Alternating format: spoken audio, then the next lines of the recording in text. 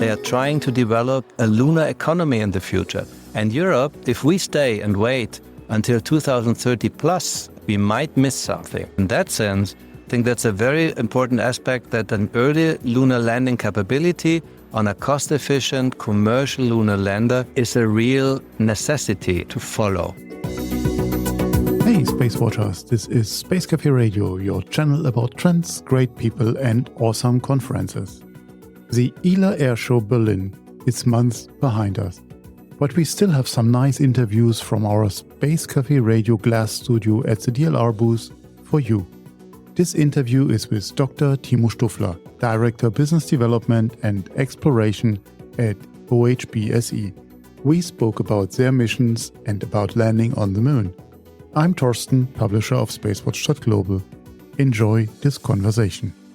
Timo, thank you very much for being here with us in this interview at the ILA Air Show. Tell us a bit, OHB and exploration, how does that work together? Because you're known for building satellites and fly them. Tell us more about the exploration. Indeed, we have a long history with exploration in the company.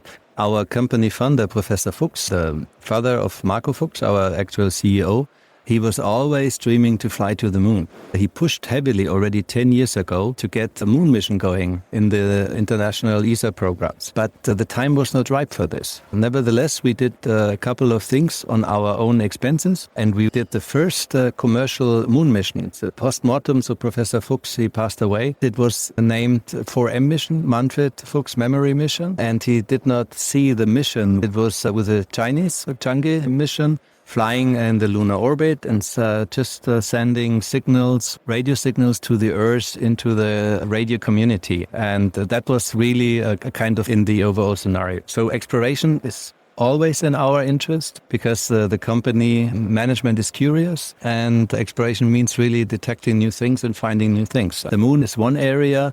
And to the space station stories in the low Earth orbit, we have anyhow a long history in OHB with REX and internal activities with experiments, micro-G experiments, and so on. And towards Mars, we are heavily involved. We, for example, were responsible for the carrier module and of the trace gas monitor, which already circulates around Mars today. And we are also involved in the ExoMars mission with scientific experiments. ExoMars is a good and a sad topic to talk about. Indeed. What is the way forward? I mean, ESA is working very hard to find a replacement launcher, but it's just the tip of the iceberg when we see the sanctions. So how is OHB affected by the sanction, and how can you get your way to find alternatives and replacements?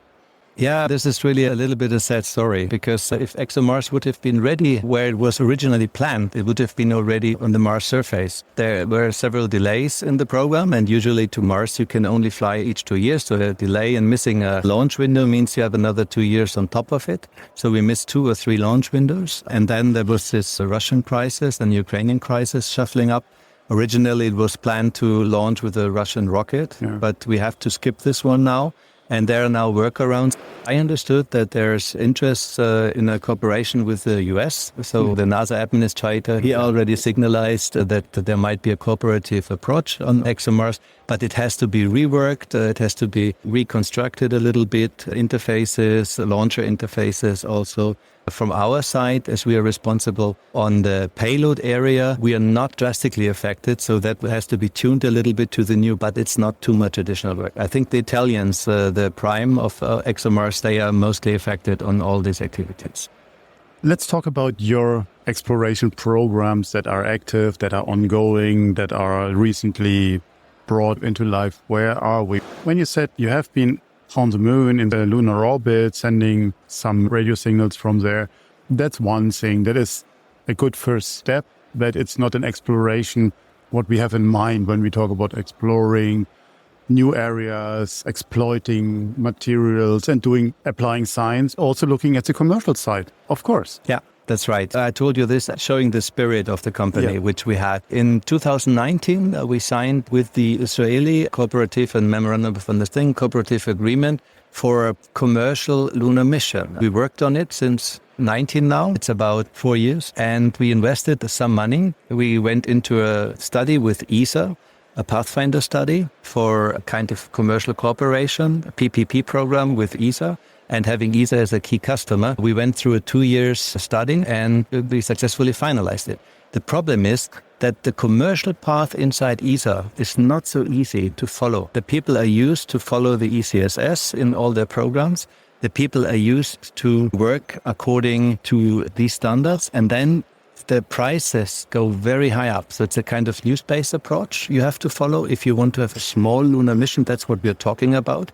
Our mission is called ELSAS, in a cooperation with IAI for the first mission, and then a takeover of know-how for future success missions of ELSAS 2, ELSAS 3, ELSAS 4.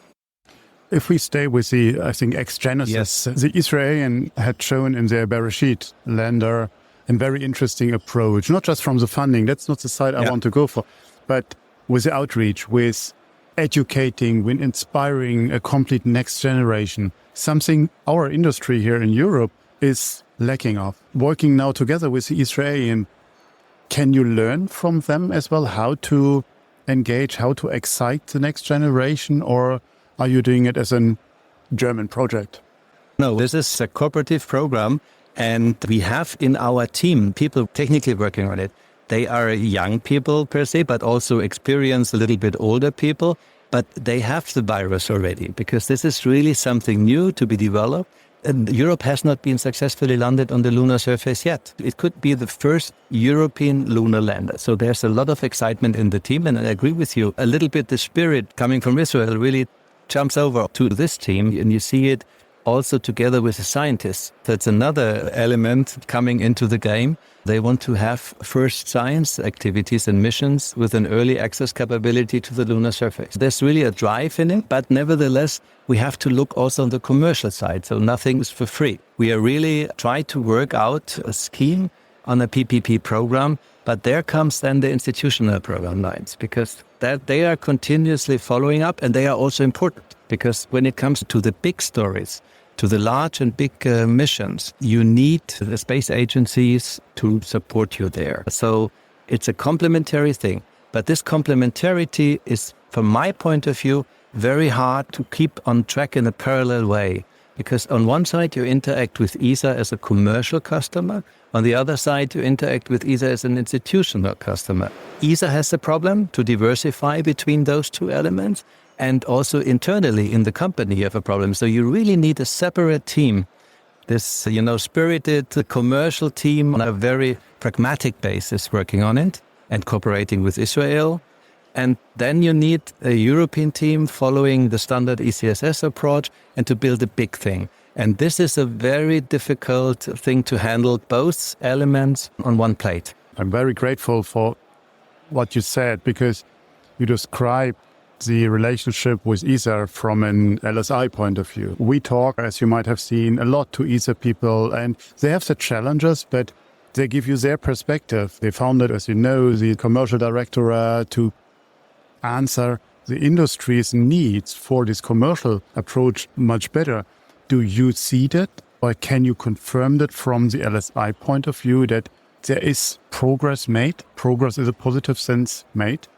In any case, there's progress made. As that ESA has founded the CIP Directorate, so the Commercial Industrial Program Directorate, and that alone is a sign, so that they want to go into this area. The problem is that the CIP has no own budget lines. So at the end of the day, you have to go back to the Program Directorate. They are accompanying it with advice and with guidance, and they are just started, but they will surely move maybe in more in others and deeper interactions also with industries here. But at the end of the day, there's no funding line behind it. Funding is a good one, yeah, because we are in this year of the next ministerial conference. The funding has to come from the member states. Exactly. Just speak it out directly. You're a German company, so you need the German support for your program from the government. And we're doing this interview here while the Minister of Economics, Robert Herbert, is visiting your booth. Yes, exactly. Therefore, I'm a little bit late for the interview. Sorry for this. That's not a problem. So how can you convince the government to fund the right programs and also with an increased budget? Because that's then what can come back. Yeah, one thing per se is in this new government important, and that's new space. This program is driven, the ELSA's program, the small lunar lander, the commercial one, is a new space program. And that's well accepted also in the political rails. But there's also, like I mentioned earlier, the large program, the 2-ton payload lander. So one is a 110 kilogram payload lander. The other one is a 2-ton kilogram payload lander. Really a totally different story. So if you compare it, one is a bicycle and the other is a truck. Yeah. So it's really a different one. And the government is convinced that space must follow rules to improve in the cost-performance ratio and so on. But this is only possible if you reduce the formalism out of it. This means you take more risk in your development, so things can fail. And there the Americans are really in front of us, because in the US, failure is an option. In Europe, we are doing very hard with if things go wrong. So we have a very negative positions. The glass is more half empty than half full.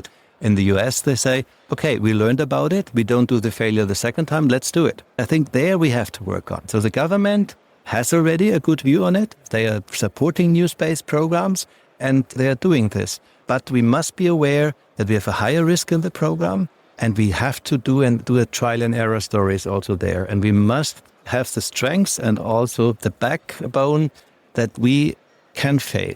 Yeah? Is national pride still a driver for this kind of programs, or are we over that? Because it was a driver in the beginning of the space in any case, but do you see it today? Yeah, sure. People are afraid of failing, and I think this is we have to learn in this culture a little bit. Yeah, but also the pride of a successful mission to say, hey, we go to the moon, yes, and we are proud that it's an ESA program or it's an ESA project with a German impact, or it's a German project with ESA funding, whatever way. But we should be proud. We can be proud to have a nationality, even within Europe. I agree with you. I think we should play this card a little bit higher also in our lobbying functions towards the ministerial conference to bring the German prideness a little bit on the table. And it has another aspect. The first one is a cooperative approach with Israel, and German-Israel relationship is very good. So also this is surely an important part. What we have to work on also to make sure that institutions inside ESA are not afraid of this approach, that they are not thinking that this is jeopardizing the big story, the IL-3, the large lunar lander story. And I think this is something we also have to work on towards the ministerial conference to make sure that it's different, because I think they are afraid that the funding scenarios might not be as good as it has been in the past due to money going also into other directions, very important other directions to get stronger military position in that sense. We have to make sure we find a solution that both programs, a commercial small program and the large lander program, can be realized in a kind of parallel scenario. And by the way, the commercial one is a fast lunar access, and we must be aware that in the US they have a commercial program, it's called CLIPS, and within the CLIPS program we expect in the next 10 years 10-15 lunar landers going to the lunar surface, and the US is really pushing on it. They are trying to develop a lunar economy in the future, and Europe, if we stay and wait until 2030 plus, we might miss something. In that sense, I think that's a very important aspect, that an early lunar landing capability on a cost-efficient commercial lunar lander is a real necessity to follow. And if it's led by Germany, it's even much better. Cool. Timo, thank you very much for your time and the insights into your exploration programs. Torsten, thank you for the good questions, and it was a very relaxed and nice interview. Thank you. If you want to stay on the pulse of the space industry, please visit our website at www.SpaceWatch.Global and subscribe to our newsletters. And of course, don't forget to become a Space Watcher. I'm Torsten Kriening, publisher at SpaceWatch.Global, your independent perspective on space.